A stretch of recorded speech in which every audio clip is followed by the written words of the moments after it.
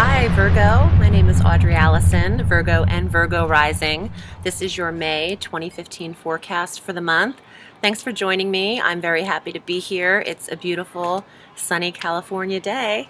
And thanks for subscribing. I wanted to actually take a minute to tell you I appreciate you, and thank you for liking and sharing these videos as well. I appreciate your support during the business adventure and endeavor. So let's start the month with a full moon on May 3rd.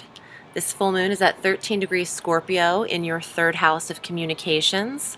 So the illumination, a closing and ending in the third house in this sector could be that you're ending either a writing assignment or a publication.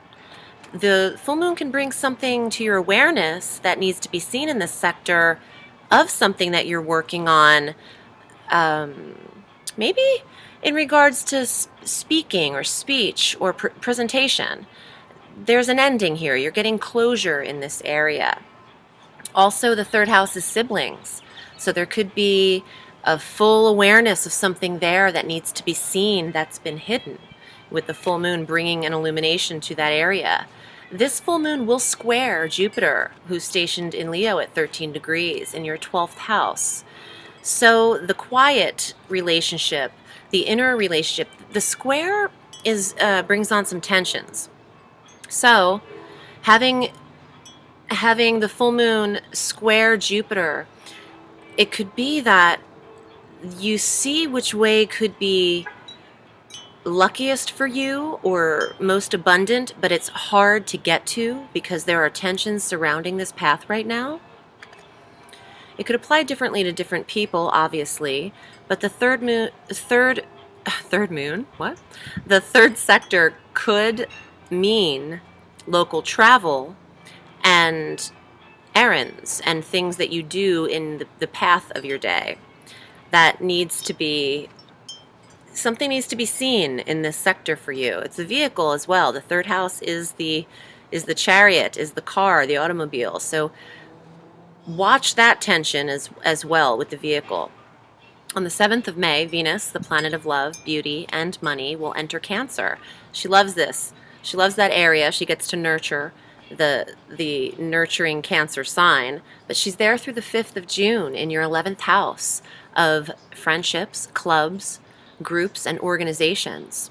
And when Venus enters Cancer, she will trine Neptune, who's stationed in Pisces at 9 degrees. Neptune is a little bit delusional and likes to drink, likes a little party. So the trine is a positive aspect. Eventually Venus is going to trine Chiron at 21 degrees Pisces, the wounded healer, the asteroid that wants to heal from the inside out.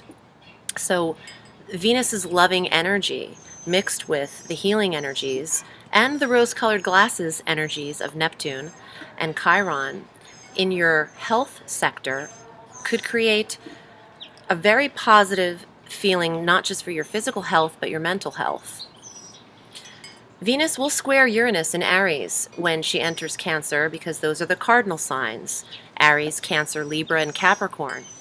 So when Venus squares Uranus, that affects your 8th house of intimacy, and there could be tensions in your intimate relationships at the time of the 7th, and for a few days definitely after that, because squares don't just last a day. Their energy can last weeks or months.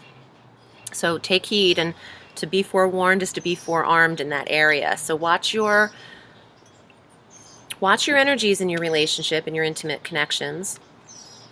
But also watch your health. It's being protected. So make the better decisions for yourself. Make better choices for yourself. On the 11th of May, Mars is going to enter Gemini through the 24th of June. This is the 10th house of career. But when he does so, giving energy, Mars is energy, drive, ambition, and will. And to his detriment, he's anger and aggression and frustration. And when he enters Gemini, he will be in opposition with a retrograde Saturn at 2 degrees Sagittarius, affecting your 4th house. So there is an opposition, a 180-degree opposition between your 10th house of career and your 4th house of home. For those of you working from home, This is not a good energy. There's a lot of restriction and control when it comes with Saturn, and frustration with Mars, and even anger and temper. So watch that energy on the 11th. Do not react. Mars will want you to. Mars will want you to get it popping.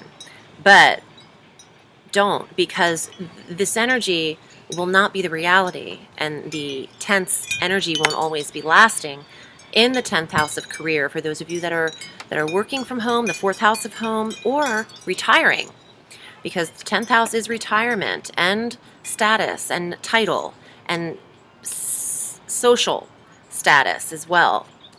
It's very close to the midheaven on the astrological wheel, so it's your path.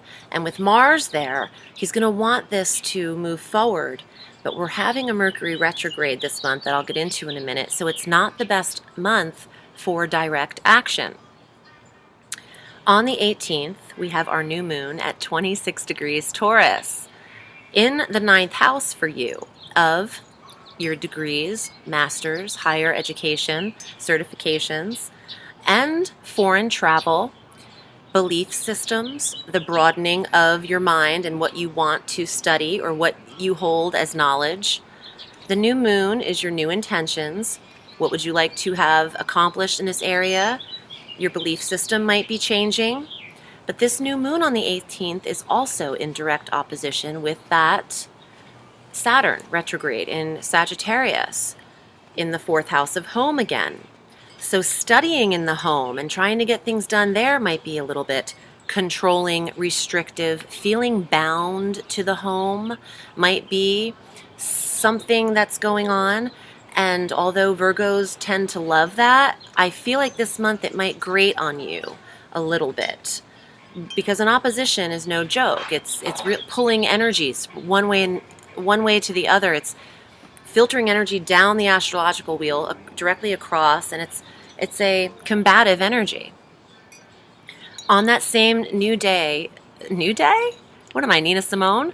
On that same day we have the new moon, we have our Mercury retrograde that begins on May 18th and will last through the 11th of June. He'll go direct at 4 degrees on the 11th of June.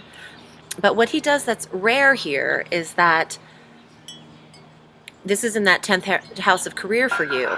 He will remain in Gemini, though, through July 8th, because he'll retrograde all the way back to the 4th degree and then have to go through Gemini all over again. So for a rare 8 weeks, Mercury will be in Gemini, the sign he naturally governs.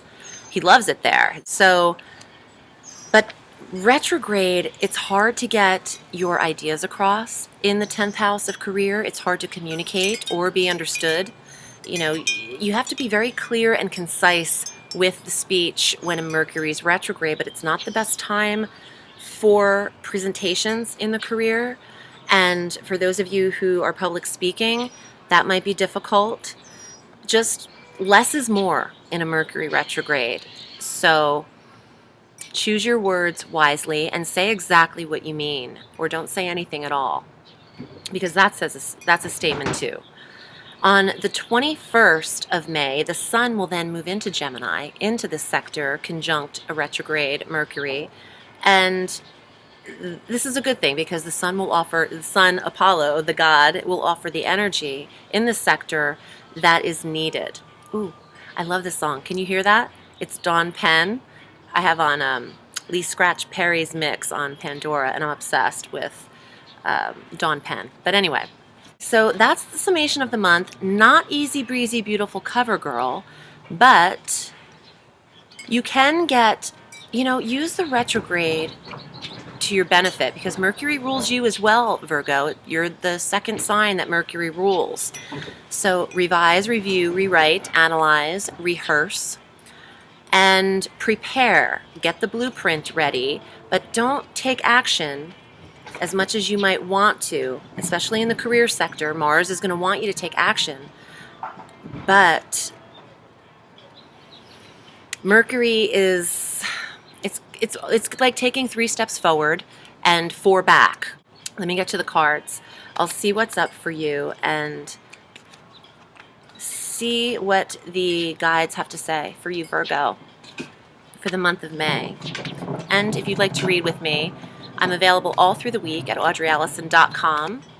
and on Facebook at Audrey, Alison, Astrology and Tarot. First card, the Empress. Fertility, pregnancy, a new creative endeavor, the birth of something new. I'm sorry, I have either an allergy or a tickle in my throat. The Five of Cups, breakthrough, a breaking of position, going in another direction, perhaps emotionally. The Queen of Coins, the Virgo, the Earth Mother. This is property, but it's also environment and occupation. So let's see what else comes up. Last two, one was the Moon, which is about the full moon in Scorpio and the new moon in Taurus. And then this card, the Eight of Wands, sacrifice. Making sacrifices in your life. Okay, let's see how this would apply. For those Virgos who are looking to add to the family, this could be a spectacular month for you because I feel like there is fertility amongst you. Now, your fifth house isn't activated in astrology, which is the house of children, but to pull the Empress as the first card, I feel like you really want to add to your family. Or just a creative endeavor, just some kind of fertile idea, fertile seed.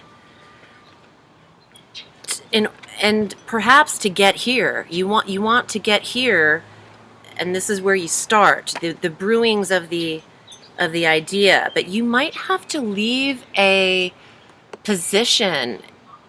You might have to leave a place that you don't really want to be doing this anymore for money. It feels like it's not you, or it's outgrown you. You've outgrown it. It's no longer serving you. No longer serving you, so chop it, cut it free.